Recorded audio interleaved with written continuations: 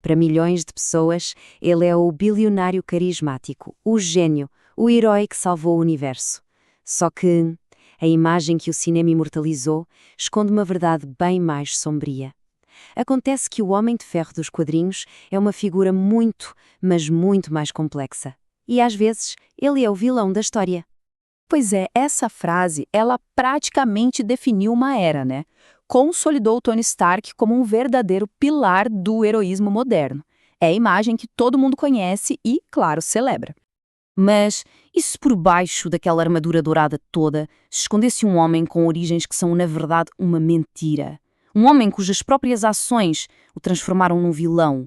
A história do Tony Stark nos quadrinhos é uma viagem fascinante por essa área cinzenta da moralidade. E é exatamente isso que a gente vai desvendar agora.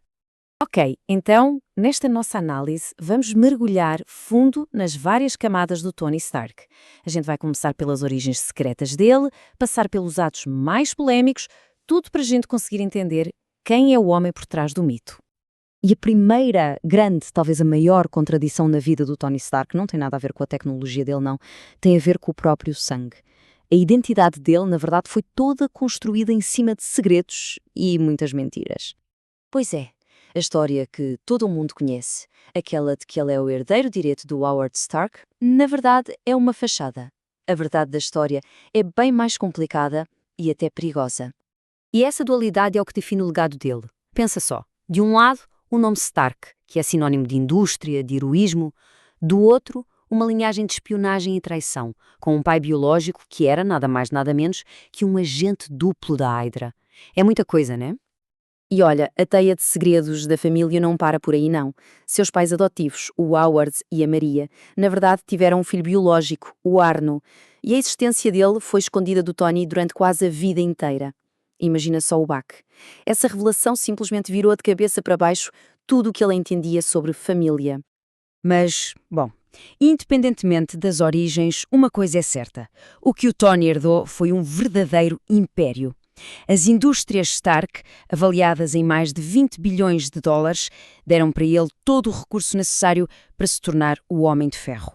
E só para colocar essa fortuna em perspectiva, apesar dele ser absurdamente rico, no ranking dos super-heróis bilionários, as indústrias Stark, na verdade, ficam em segundo lugar. Perdem para o império do Bruce Wayne. Agora vamos para a próxima contradição, que está no maior dom que ele tem, a mente genial dele.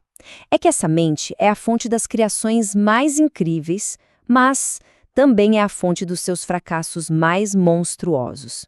Um exemplo perfeito disso é o seu assistente mais famoso. Enquanto nos cinemas a gente conheceu uma inteligência artificial super sofisticada, a origem da coisa é muito mais humana e clássica. Edwin Jarvis era um mordomo de carne e osso da família, uma figura de lealdade e, bom, de humanidade na vida do Tony.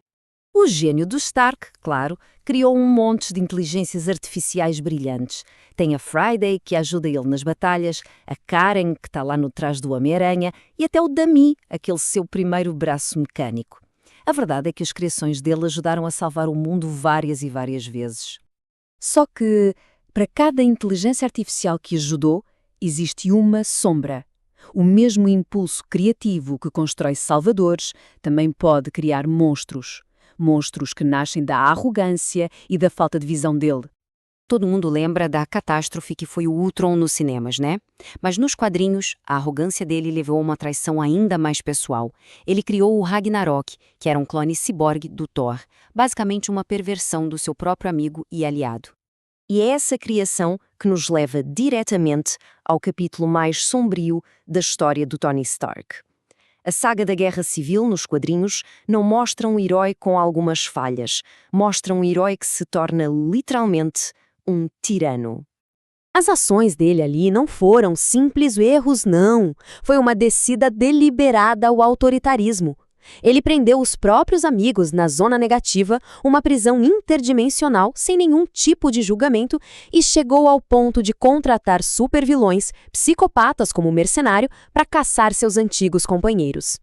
E essa arrogância toda teve consequências mortais.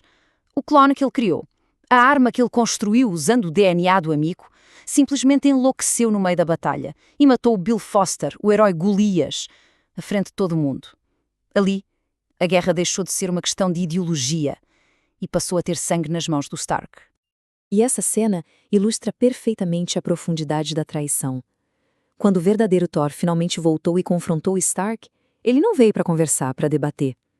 Ele veio com uma demonstração de poder divino, deixando bem claro que o Tony não tinha apenas clonado um homem, ele tinha profanado a essência de um deus e, pior, de um amigo.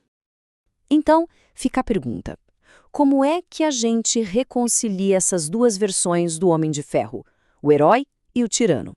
Bem, a resposta talvez esteja na ideia de que as falhas dele não diminuem o heroísmo. Na verdade, elas o definem.